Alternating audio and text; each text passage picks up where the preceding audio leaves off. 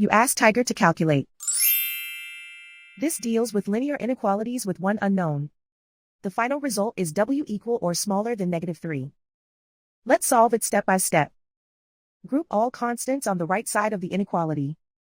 Add 9 to both sides.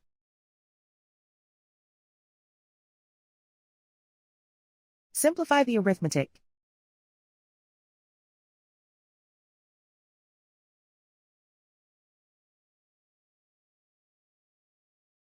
Isolate the w. Multiply both sides by 3.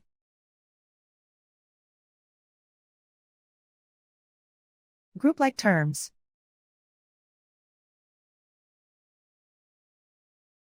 Multiply the coefficients.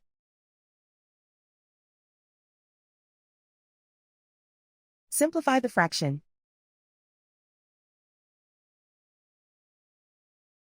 Simplify the arithmetic.